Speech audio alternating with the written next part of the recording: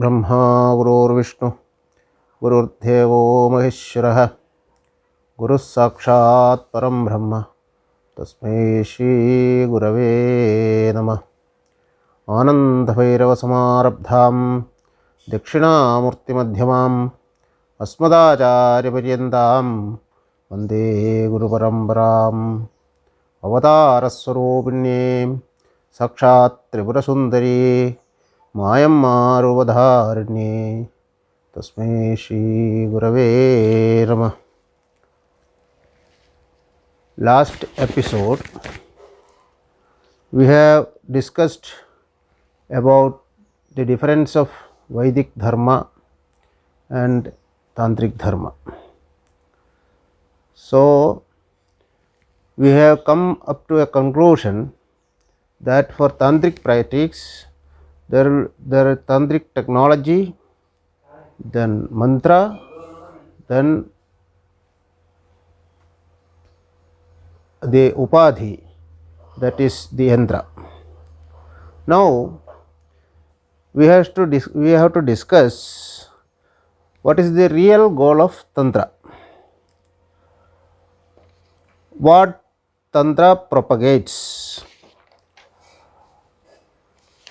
In some tantric text it is discussed that tanoti vipulanarthan tattvamantrasmadashidan tranam ja kurade pumsam tena tantram iti smrutam.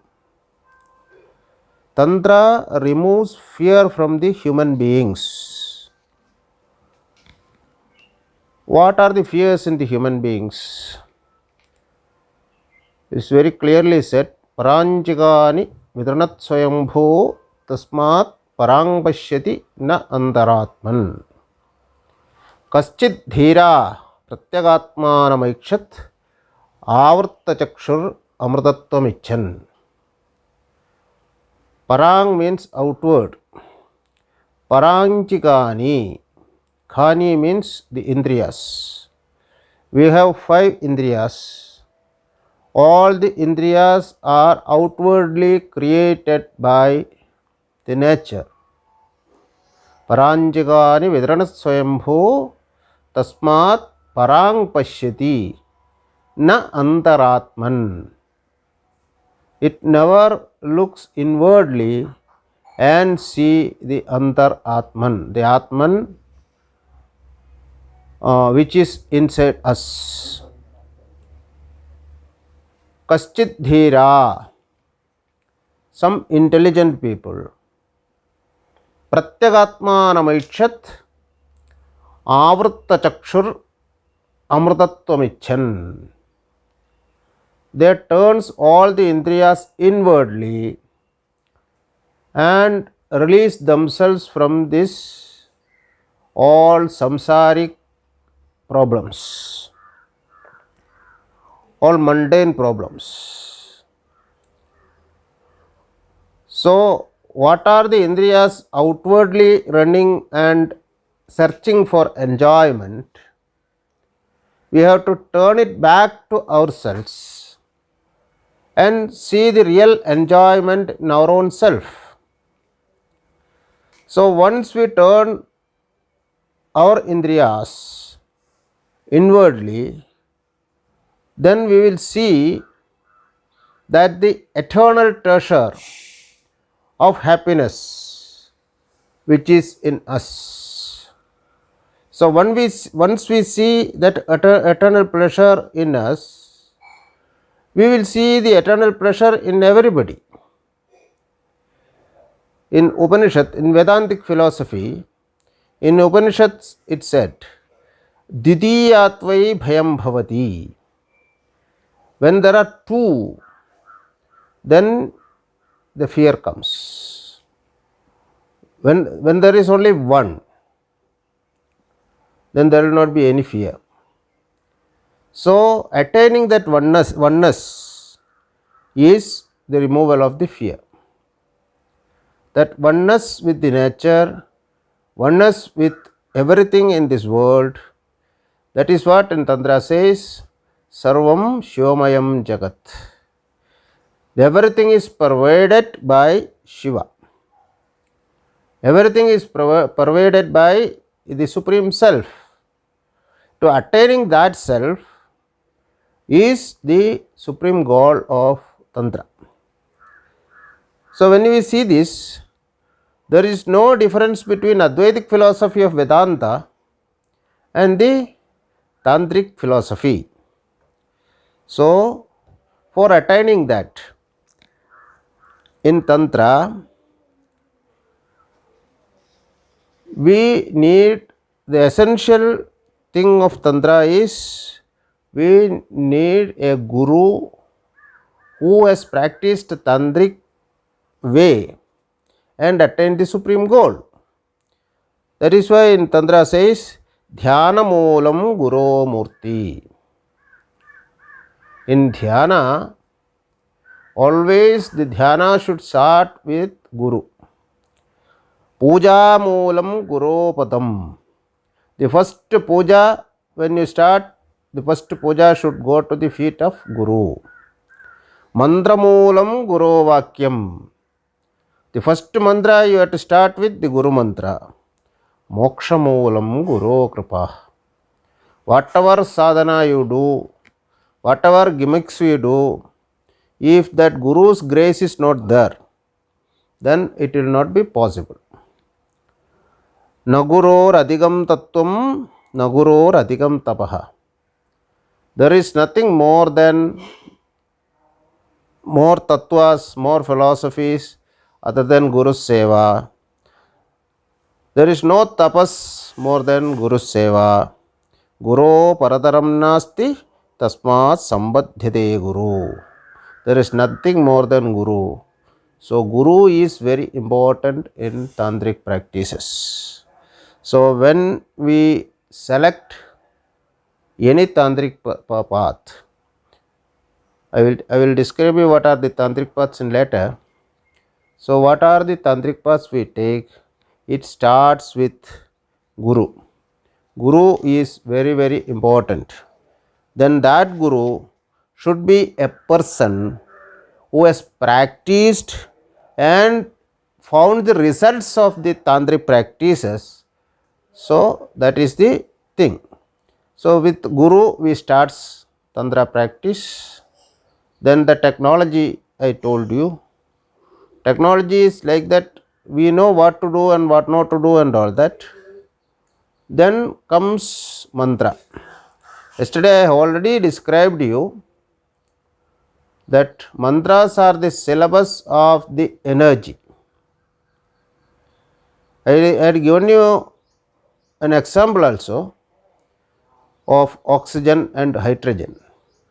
So that universal energy which is in us as individual energy, how to stimulate that energy, we have to use that syllabus as mantra, syllables as mantras.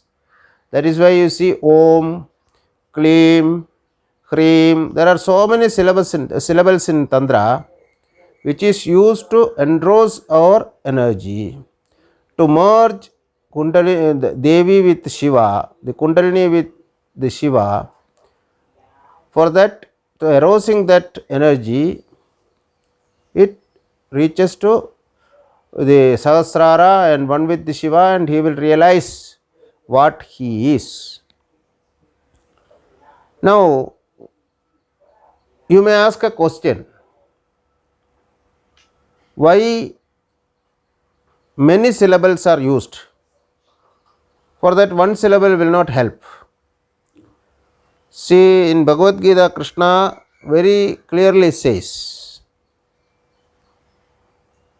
Guna Karma Vibhagasha. The entire world is run by Guna and Karmas. What are the Gunas? Sattva, Rajas and Tamas. According to our Guna, we do Karmas. According to our Karma, we enjoy the fruits of Karma. So, every one syllable will not be able to arouse the internal spirit of every person. How he is. whether he is a Swatik, whether he is a Rajasic or he is a Tamasic, seeing that combination of a person, the mantra syllables also get changes. And the purpose of doing japa is also the syllables get changes. So all these bija mantras are given by Shiva himself. See, in Vedikachara, Vedic tradition, every mantra was revealed to rishis, and the rishis are propagating that mantras in their own way. But in Tantra, the entire Tantra philosophy is the discussion between Shiva and Parvati. That is why you see Agama and Nigama. Whatever Shiva taught to Parvati, that is Agama. What is Parvati had told to Shiva, that is Nigama. And entire Tantra text, what is available, is given by Shiva himself or Devi herself.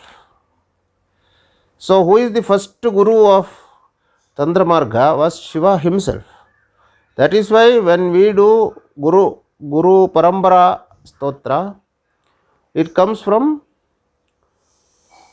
Ananda Bhairava Samarabdham. Ananda Bhairava was Shiva himself. It was followed by Hayagriva. Then it came to Dakshinamurti. Then it came to Dattatreya. From Dattatreya, this has gone to various gurus, and various traditions of Tantra have been started.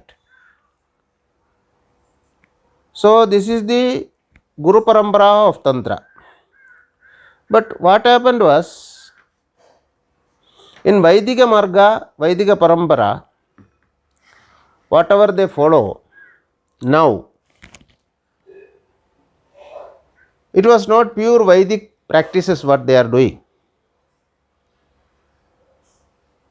See, Tantra never contradict with Vedics. Or all Tantrics never ridicule Vedika philosophy or the practicing Vedics. But the Vedikas, so-called Vedikas, where I always say, caste Brahmins, they think themselves as very great and always look down upon the Tantrics who practices Tantra. At the same time, these Brahmins, they are practicing Tantra only.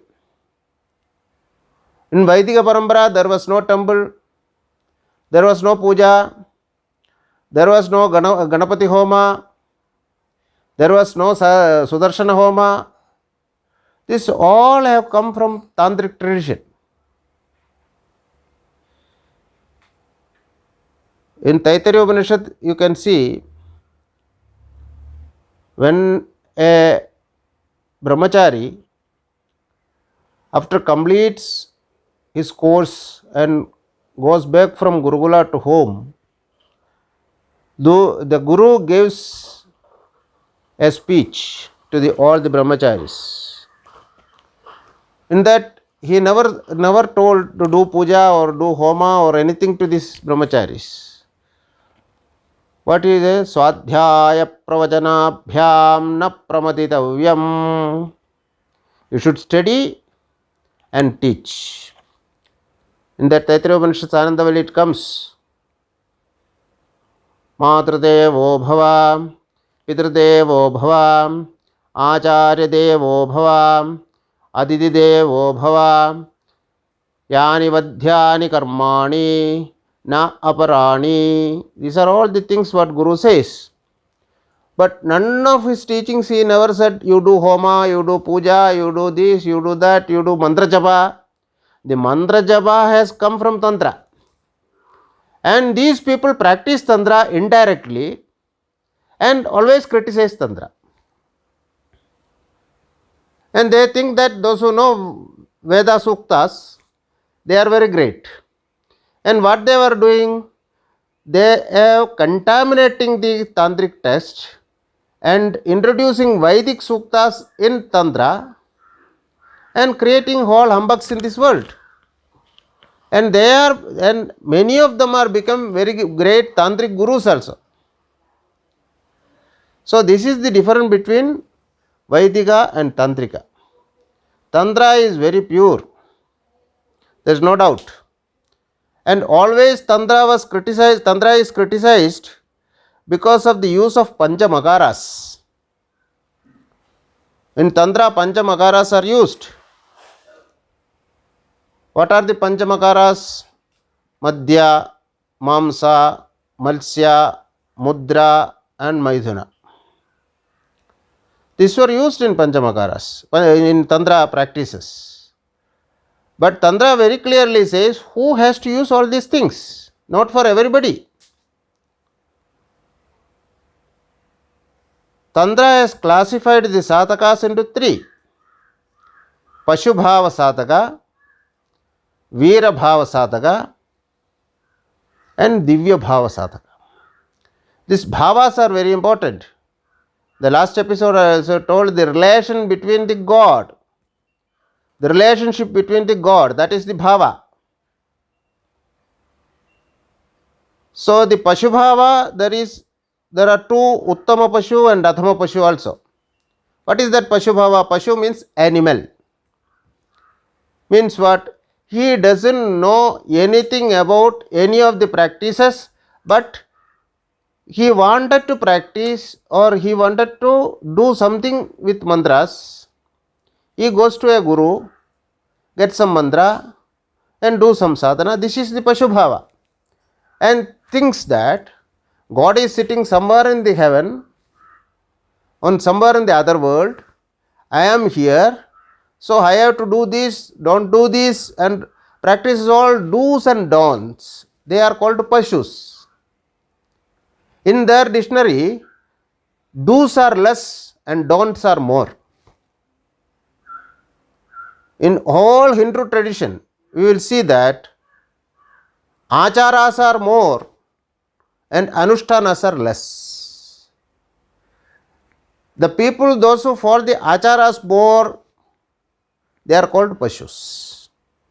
And Mahanirvana Tantra and other Tantras very clearly said they should not use any of the Panchamakaras for puja. I repeat it, the Pashubhava sadhakas are not supposed to use any of the Panchamakaras for the puja practice in Tantric philosophy. Next comes Veera bhava sadhakas. These Veera sadhakas, they will have a concrete relationship with the Ishta, the God whom they worship, the God form whom they worship. Those who have that concrete relationship, either it may be a friend, or it may be his own spouse, or it may be his mother, or it may be like father, or it may be like a brother or a sister. Very concrete relationship they have. We will see many sadhakas in Bengal and all this, Kamalakanta, Sri Ramakrishna Paramahamsa. There are many sadhakas that treat that their own deity with strong relation. They are supposed to use all these Panchamakaras for Tantra. And you can see all these Panchamakaras what we use, whether it is Madhya, whether it is Mamsa, whether it is Malsya, Mudra, Maithuna. These are all the factors which destroys a human life. The excess of usages of all these things are every day destroying the human life. So Tantra want to use that